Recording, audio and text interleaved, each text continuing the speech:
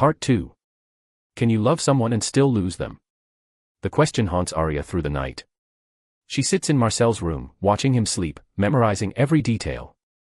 The way his hair falls across his forehead. The slight furrow between his brows, even in sleep.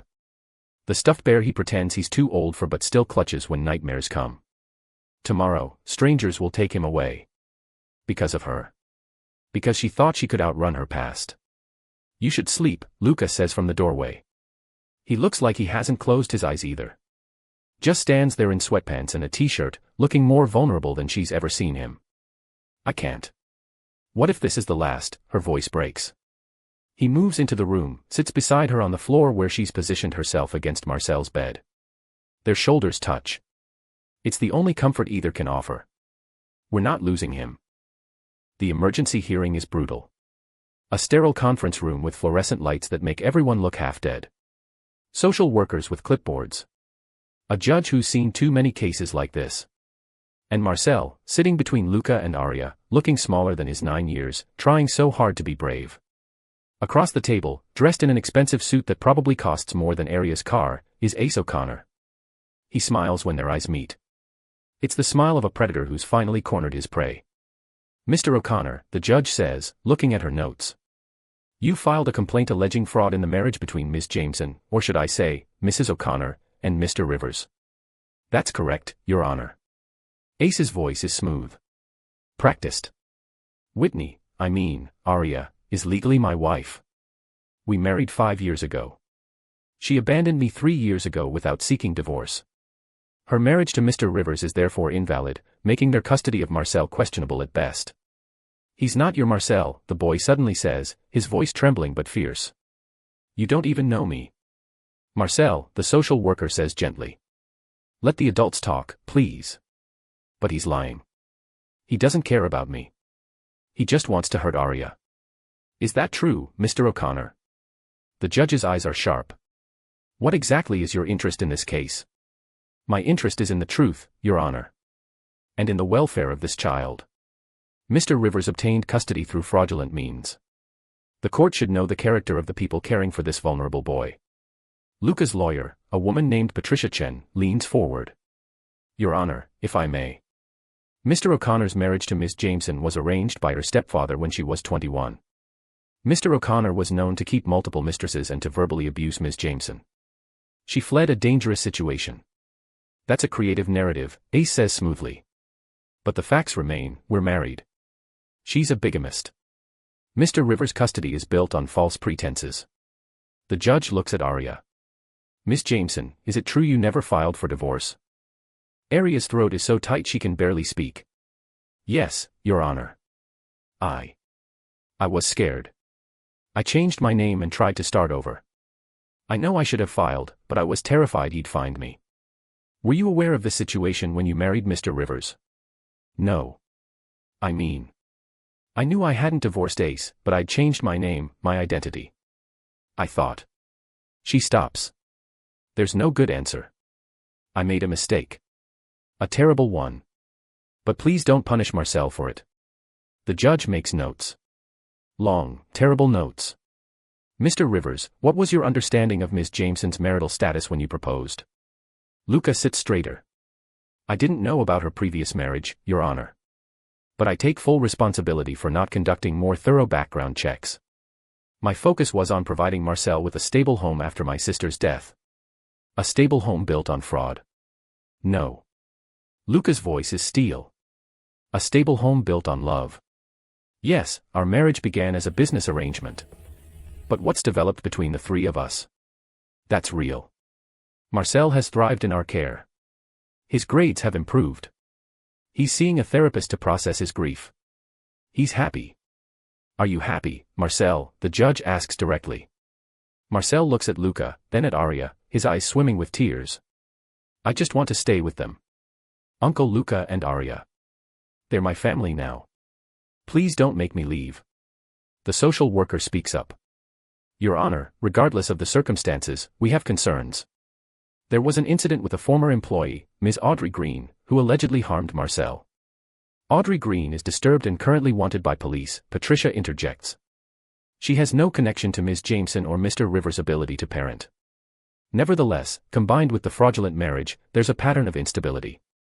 Ace leans back in his chair, looking satisfied. He's winning. He knows it. The judge closes her folder.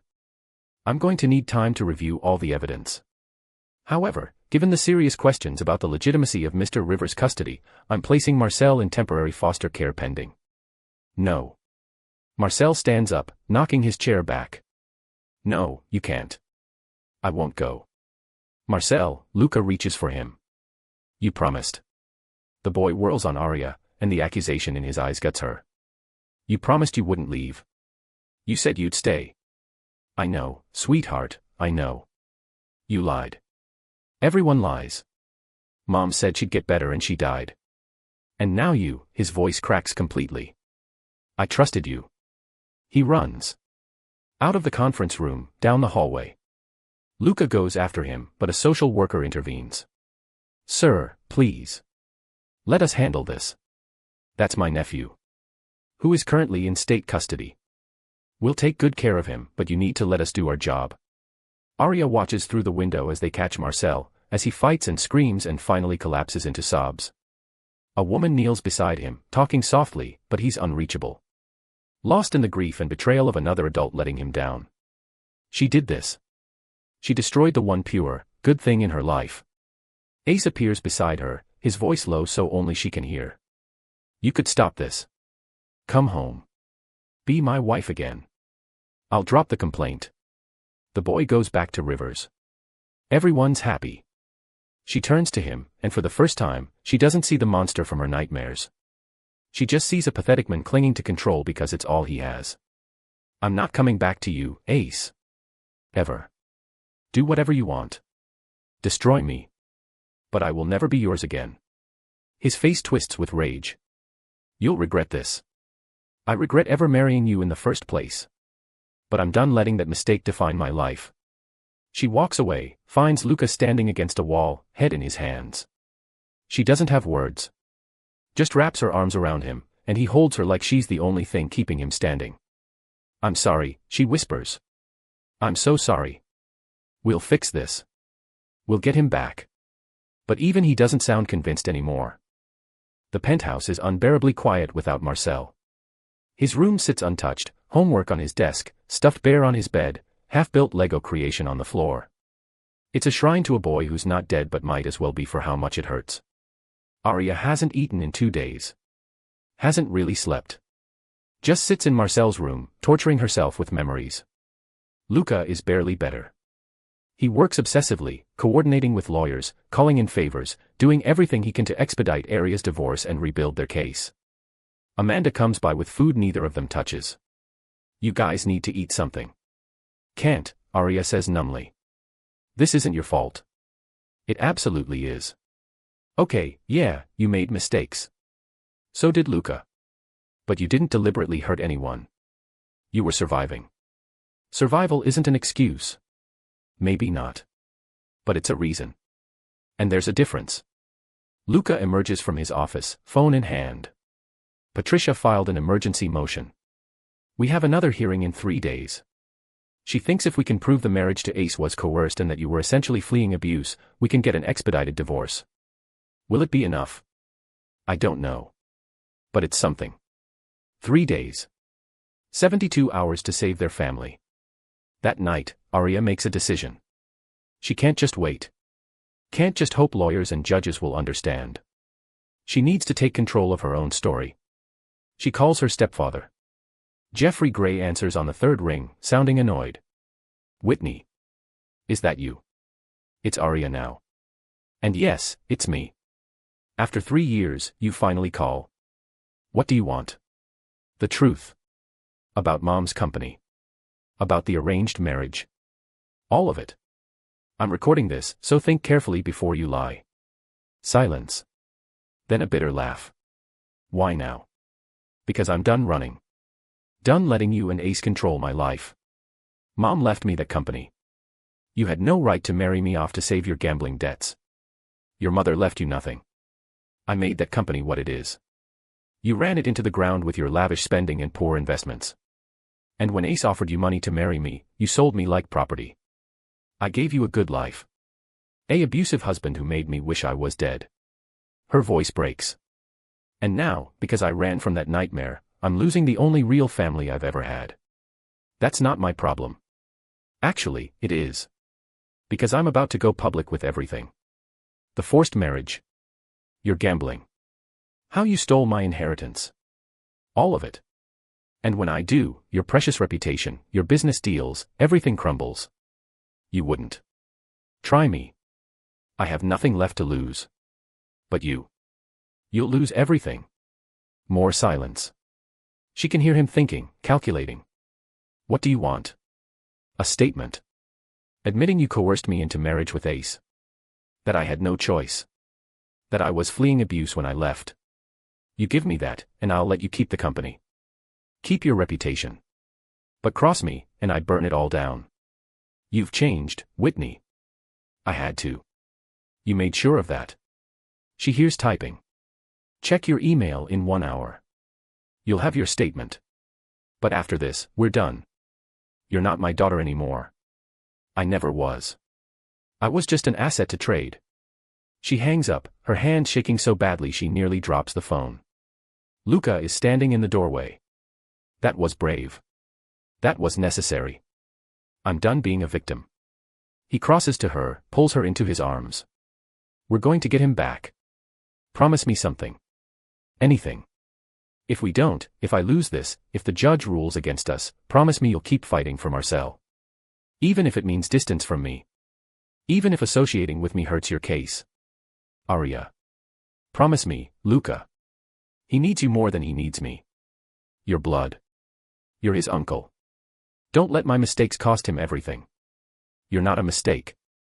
He pulls back, gripping her shoulders. You're the best thing that happened to us.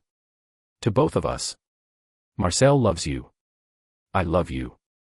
And I'm not losing either of you without a fight.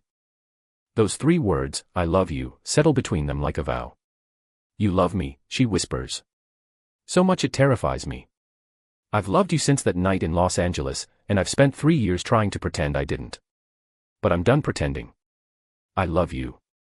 And if you'll have me, really have me, not because of a contract or a debt, but because we choose each other, I want to build a real life with you.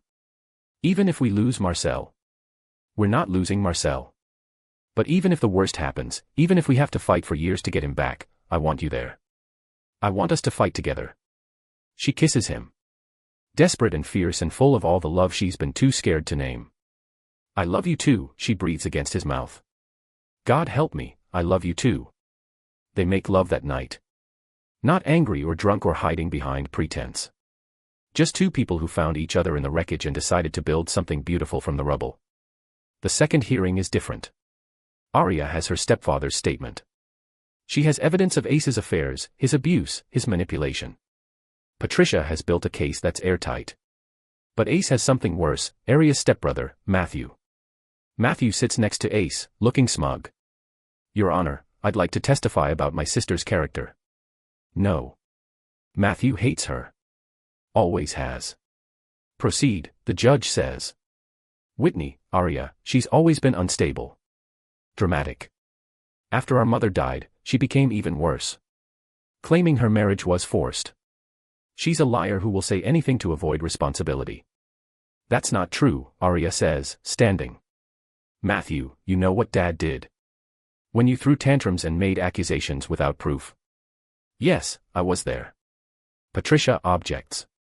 Your Honor, this is character assassination. I have substantiation. Matthew produces documents. Psychiatric evaluations from when Whitney was a teenager. Depression, anxiety, episodes of dissociative behavior. Aria's world tilts. Those evaluations. From after her mother died. The therapist had been sympathetic, had documented her trauma. But in Matthew's hands, reframed, it sounds like she's unhinged. This is being taken out of context, Patricia argues. Ms. Jameson was a grieving teenager. Or she's an unstable individual caring for a vulnerable child, Matthew interrupts. This is it. They're going to take Marcel forever. But then Luca stands. Your Honor, may I speak? The judge nods. Matthew Gray is Aria's stepbrother. He stands to inherit her mother's company if she's declared unfit. He has every financial incentive to discredit her. And Mr. O'Connor. Luca turns to Ace. He's not here because he cares about child welfare. He's here because he can't stand that a woman escaped his control. Mr. Rivers. I'm not done. You want to know about Aria's character? She's the woman who took a traumatized 9-year-old and gave him stability. Who helped him with nightmares. Who learned his favorite foods and read to him every night and taught him that adults can be trusted even after so many let him down. Is she perfect? No. Did she make mistakes? Yes. But she loves Marcel. And Marcel loves her. And that's not something you can fake. He sits down, and Aria's eyes are streaming with tears. The judge looks at all the documents, all the statements. Then she looks at Marcel, sitting in the front row with a social worker. Marcel, you've been in foster care for 3 days. How has that been? Marcel stands slowly. He's been so quiet this whole time. So small. It's okay. The family is nice. They have a dog. His voice is flat. Robotic. But it's not home. Where is home? With Uncle Luca and Aria. That's home. Even knowing that their marriage might not be legal. That things are complicated. I don't care about legal stuff. I just know. His voice cracks. I just know that when I wake up from nightmares about Mom, Aria comes in and sits with me. She doesn't tell me to toughen up. She just sits there until I fall asleep again. And Uncle Luca, he tries to act tough, but I hear him sometimes at night, crying about Mom too. And we're all sad together, but we're together. That's what family is. Being sad together and happy together and just together. Silence. Even the social workers look affected. The judge clears her throat. Mr. O'Connor, I've reviewed your complaint. And while the issues you've raised about Ms. Jameson's marital status are legitimate concerns, I don't believe your interest in this case is genuine. This appears to be harassment designed to punish Ms. Jameson for leaving you. Therefore, I'm dismissing your complaint. Ace's face goes purple with rage. Your Honor. You're dismissed, Mr. O'Connor. And if you continue to harass Ms. Jameson, I'll consider a restraining order. He stands, shoving his chair back. This isn't over. Yes, the judge says coldly. It is. Security escorts Ace out. Ms. Jameson, Mr. Rivers, your situation is unusual. The marriage is legally questionable pending resolution of Ms. Jameson's divorce. However, I'm not convinced that Marcel's welfare is at risk in your care. Therefore, I'm returning custody to Mr. Rivers, with Ms. Jameson permitted to remain in the household in a guardian capacity. Thank you, Your Honor, Patricia says quickly. However, the judge's voice hardens.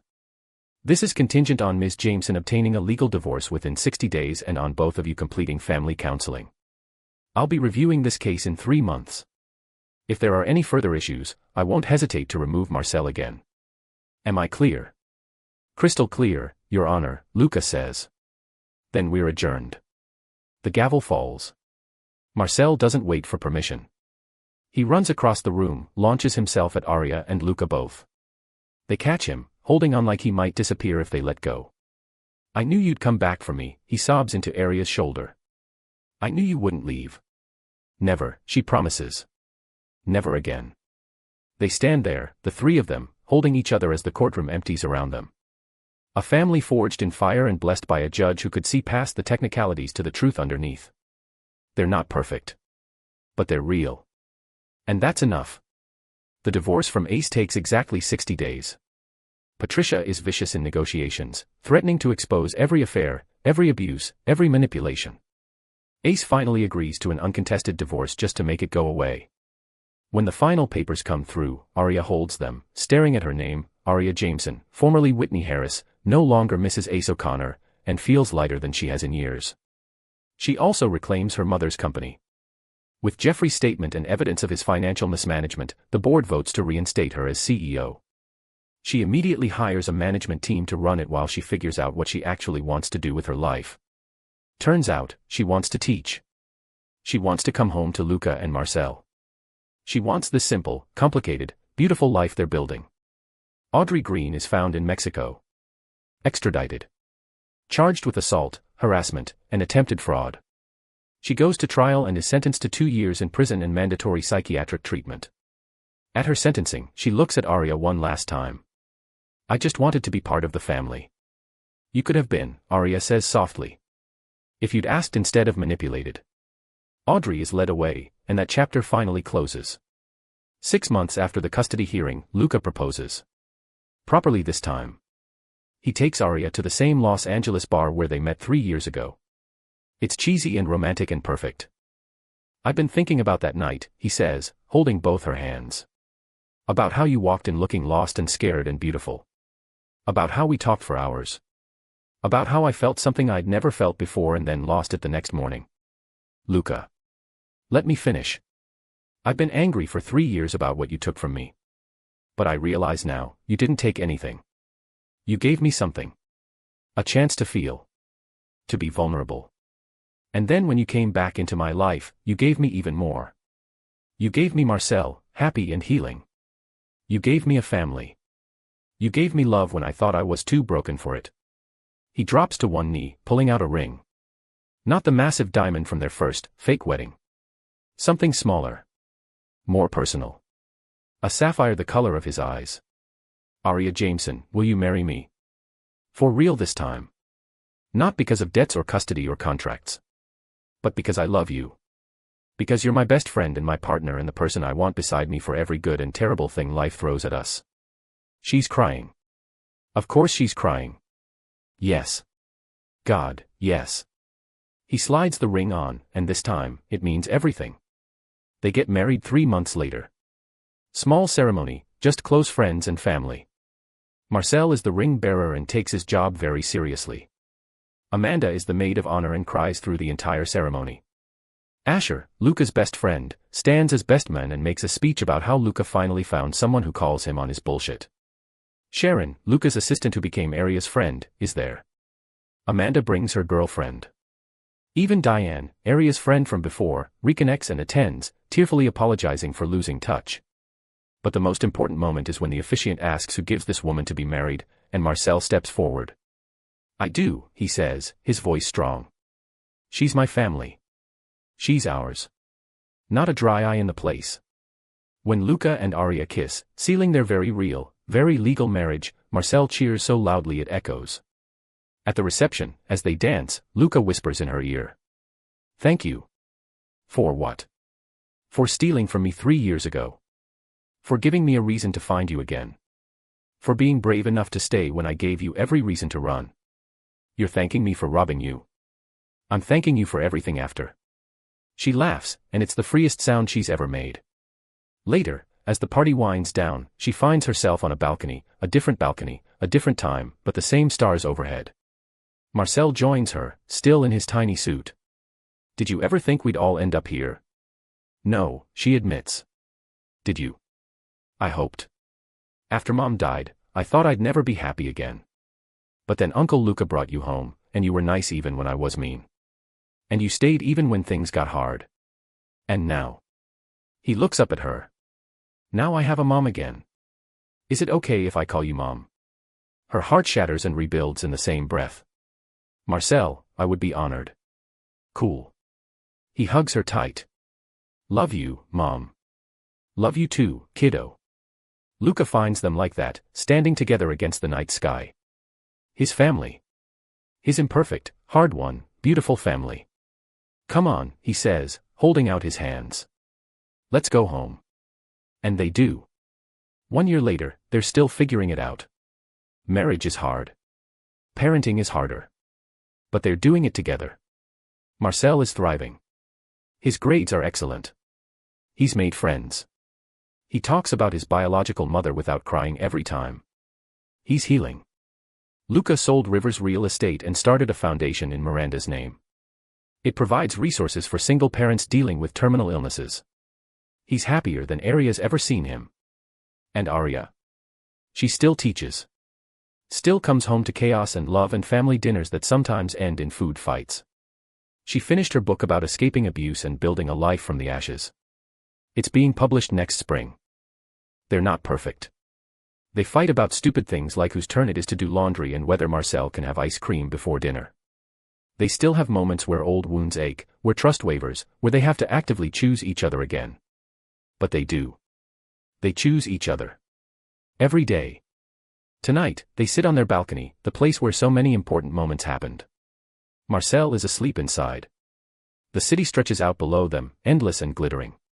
Do you ever regret it? Aria asks. That night in Los Angeles. Meeting me. Luca pulls her closer. Not even for a second. Even though I stole from you. Especially because you stole from me. You stole my money. My watch. My jewelry. But you also stole something I didn't know I was missing. What's that? My heart. My future. My chance at happiness. She laughs, swatting his arm. That's so cheesy. But true. He kisses her forehead. Every terrible, wonderful, complicated bit of it. They sit in comfortable silence, and Aria thinks about everything they've survived. Blackmail and betrayal. Custody battles and courtrooms. Obsessed employees and vengeful ex-husbands. Lies that became truth. Hate that became love. She thinks about Marcel sleeping inside, the boy who calls her mom now. About Luca beside her, the men who blackmailed her into marriage and somehow became her salvation. About the life they've built from debt and desperation and a one-night stand in Los Angeles. It's messy. It's imperfect. But it's theirs. And she wouldn't change a single thing.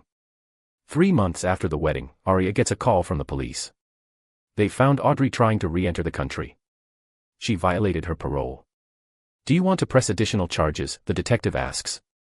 Aria thinks about it. About the woman who hurt Marcel. Who tried to destroy their family.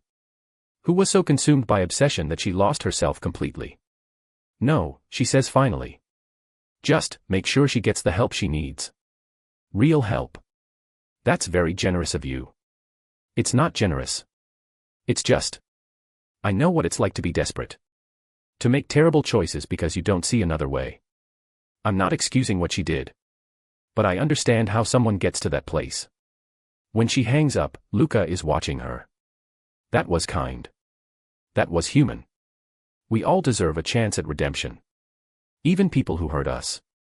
He pulls her close. How did I get so lucky? You blackmailed the right person.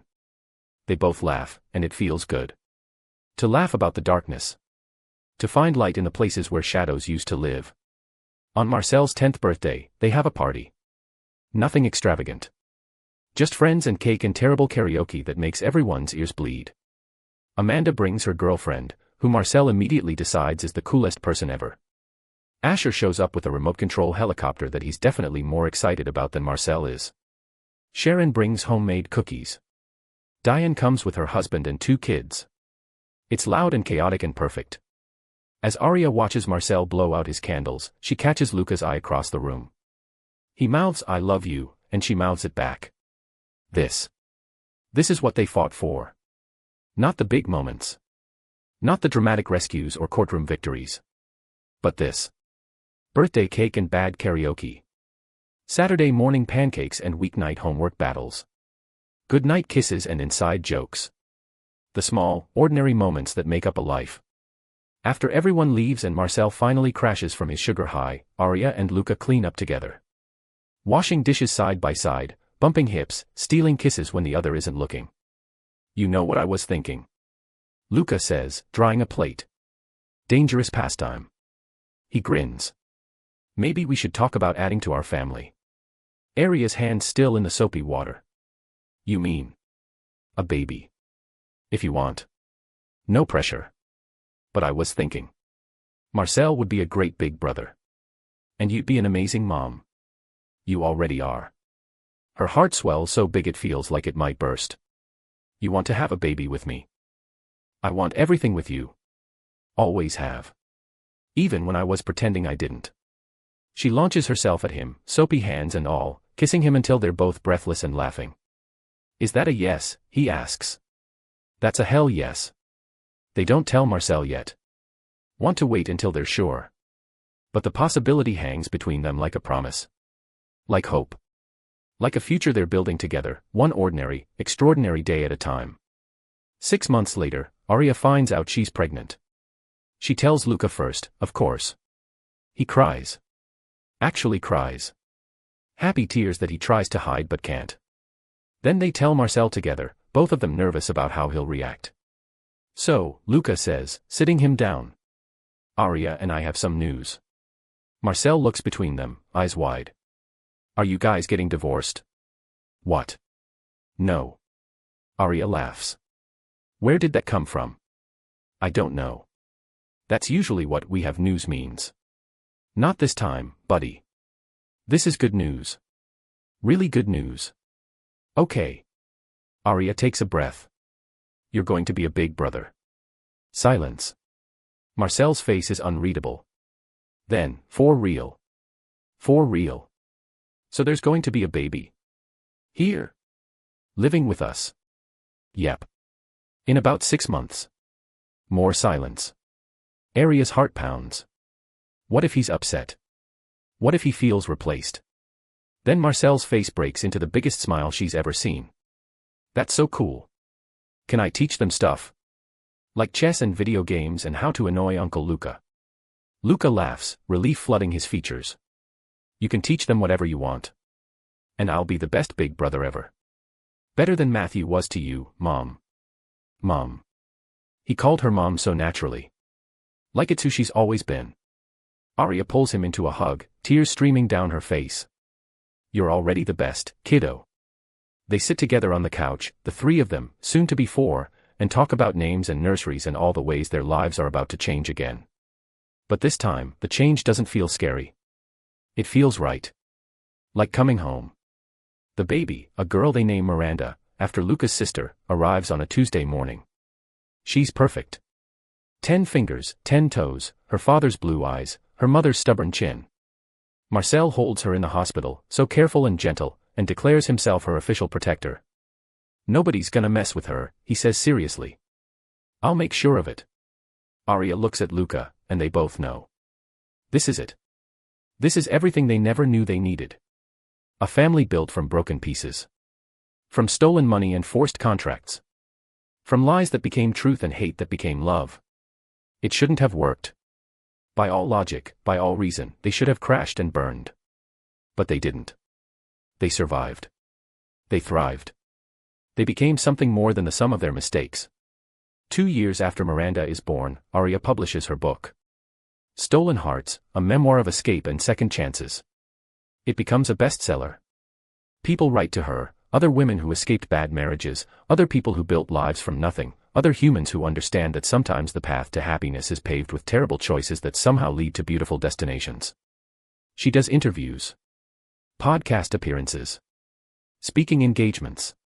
And every time someone asks her about the title, about Stolen Hearts, she smiles. I stole from the men who became my husband, she says. And in return, he stole something from me. My fear. My shame. My belief that I didn't deserve love. We stole each other's hearts. And somehow, that theft became the best thing that ever happened to either of us.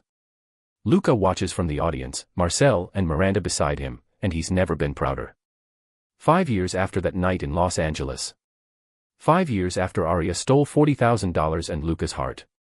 5 years after a contract became a marriage became a family. They're at the same bar. Anniversary tradition now. They come back every year, toast to the night that changed everything. If you could go back, Luca says, swirling his drink. Would you do anything differently? Aria thinks about it. About the fear and desperation that drove her that night. About the choices she made. The lies she told. The laws she broke. No, she says finally. Because every terrible thing led me here. To you. To Marcel. To Miranda. To this life. And I wouldn't trade this life for anything. Even if it meant you never had to steal. Never had to run. Even then. Because I don't think we find our way to the good stuff through safe, easy paths. Sometimes you have to steal. You have to run. You have to make mistakes and survive them and come out the other side transformed. He leans over, kisses her softly. I love you. My beautiful thief. I love you too. My beautiful blackmailer. They laugh, clink glasses, and drink to second chances. To redemption. To love that blooms in the most unlikely soil. 10 years later, Marcel is 19 and off to college. Miranda is 8 and already showing signs of being smarter than all of them combined. Luca and Aria sit in their not-so-empty nest. Miranda is in her room, probably hacking into something she shouldn't be, and reflect on the decade behind them. We made it, Aria says softly. We did. Against all odds. Against logic. Against everyone who said it wouldn't work. Turns out, we're pretty good at proving people wrong. She leans into him, fits perfectly against his side the way she has for years now. Do you ever think about what would have happened if you hadn't found me? Every day. And every day I'm grateful I did. Even though I put you through hell. Especially because of that. Easy love isn't real love. Real love is choosing each other when it's hard. When it's messy. When every rational voice says to walk away. Real love is standing in the rubble and saying, let's build something here. Aria turns to face him, cups his jaw the way he once cupped hers. Then let's keep building. For another 10 years. 450. For however long we get. Deal.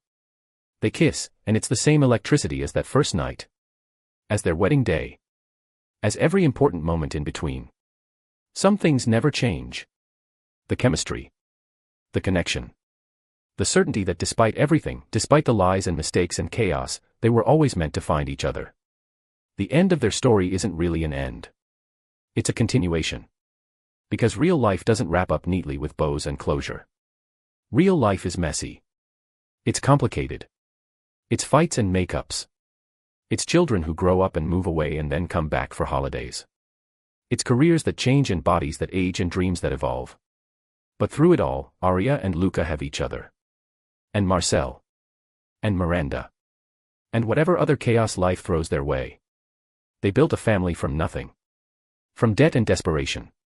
From a one-night stand and $40,000 in stolen property. And somehow, impossibly, beautifully, it worked.